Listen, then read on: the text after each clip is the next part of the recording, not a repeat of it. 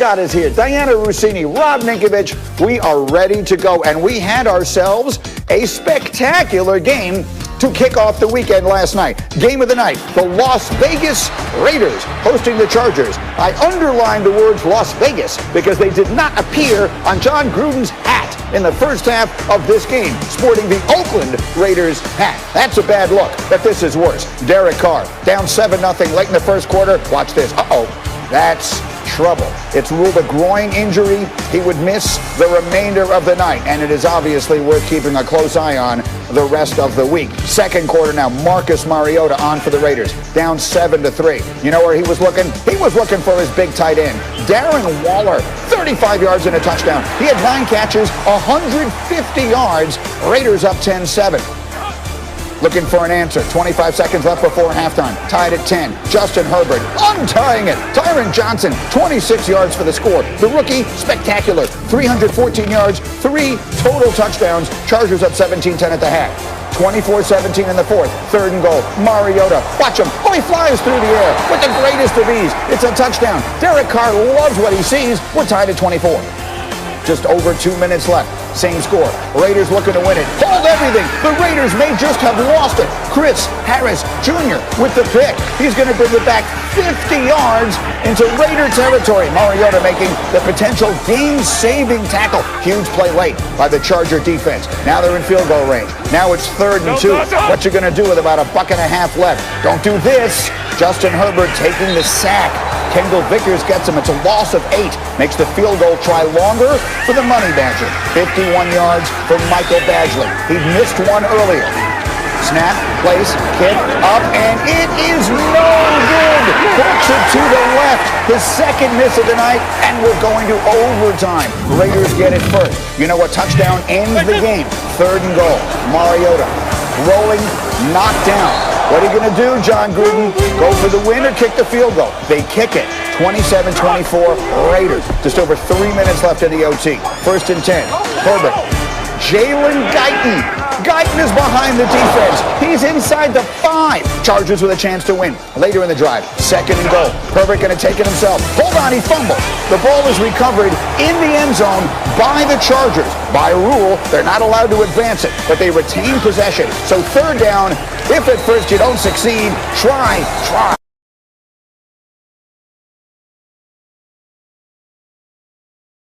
Again, there's your ball game. Justin Herbert, the game winner. The Chargers dealing what could be the death blow to the Raiders' playoff chances.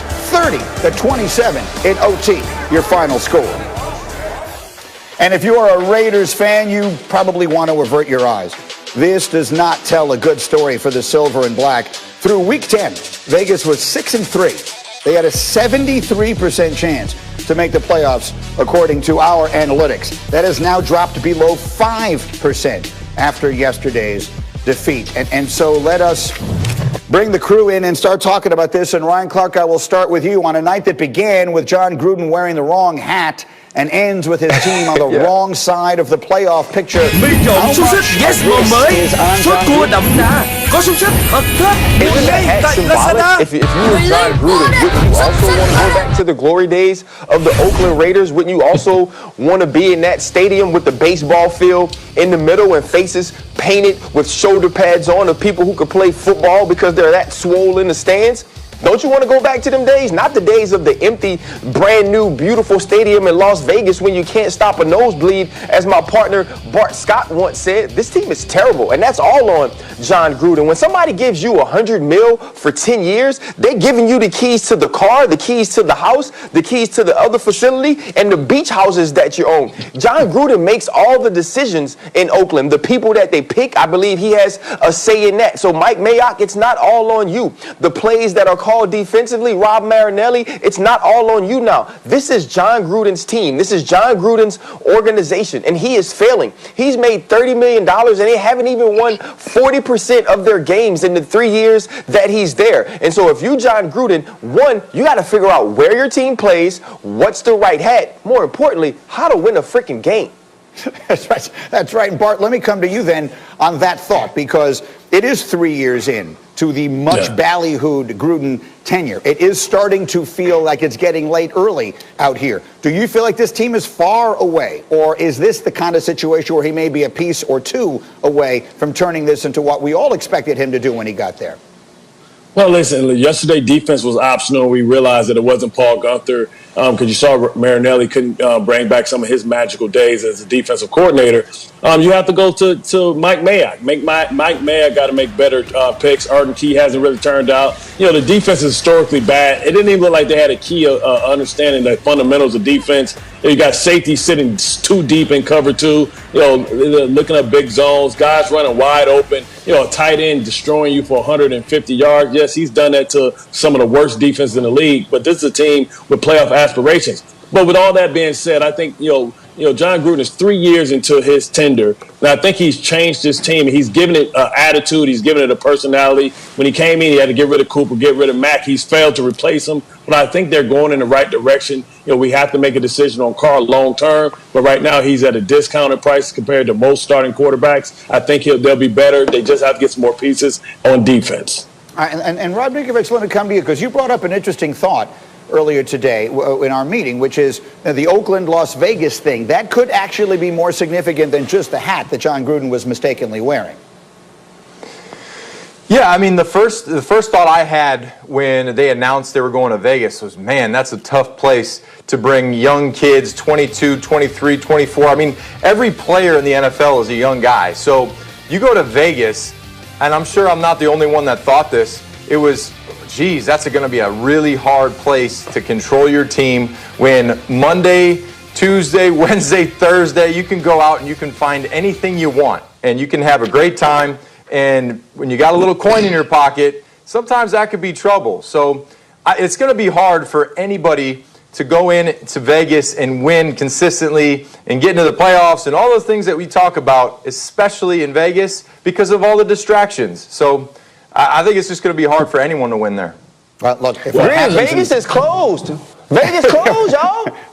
Is anyone in Vegas right now? Oh, you can, RC, you know you can find something in Vegas now. Come on.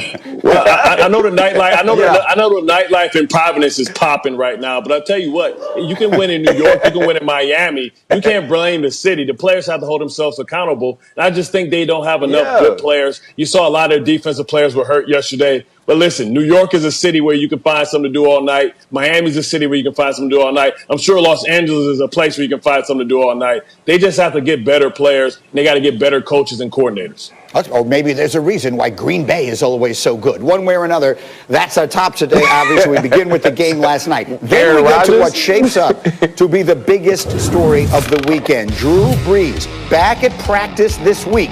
It remains unclear right now who the Saints will start at quarterback Sunday in their monster matchup with the Chiefs. Brees coming back from 11 broken ribs and a punctured lung.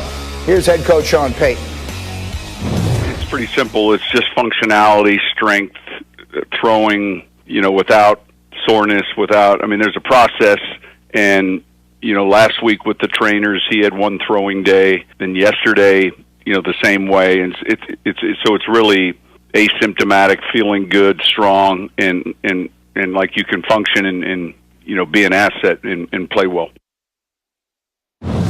All right, Diana Rossini gets up early with us, our NFL insider extraordinaire, who has this game this weekend. You have Saints-Chiefs this weekend, and you cover the Saints very closely generally. So what is the latest on Brees, and when do you believe we will know who the starter will be? I think we're going to know later today who the starter will be. So much credit to the Saints organization, Greeny. It's Friday. We have no idea who's going to start on Sunday. This is how well kept, or at least how disciplined this team is. Nothing has been leaked out just yet. So there's a little bit of reading the tea leaves. I did make some calls on this. And here's the sense, Greeny, I'm getting a lot of optimism here. So we talked last Friday, and I was like, Greeny, no way. They're going to be conservative. We're not going to see Drew Brees until the playoffs. Well, it sounds like Drew has looked good in practice. He's getting healthy. They have gone day by day with him just to check with the trainers to make sure he's close to 100%. But it would not shock me if Drew Brees played against the Kansas City Chiefs. That video we were just showing you was Brees working this week. And as you point out, Diana, he did look really good. So, again, you're covering this game. How are the Chiefs preparing for this defensively, not knowing who it is they're going to face? Yeah, this is so interesting, and this is where Sean Payton is once again brilliant. Why tell anybody who's going to start and give that advantage away? Because now the Chiefs, they've got to prepare for 3 quarterbacks because you have no idea who New Orleans is going to go with. Is it going to be Taysom Hill? Is it going to be Jameis Winston? Is it going to be Drew Brees? But here's what I found out talking to Tyrann Mathieu yesterday. He said they're doing tons of work on Taysom Hill. He says he's so mobile and he's such a unique type quarterback that they've got to do more work on him. They know what Drew Brees can do. And he even said, he's like, look, all due respect, he is a Hall of Fame quarterback, that being Drew Brees. He said, but prepping for Taysom Hill takes more work. We have to do more at practice preparing for him. And it really seems and feels like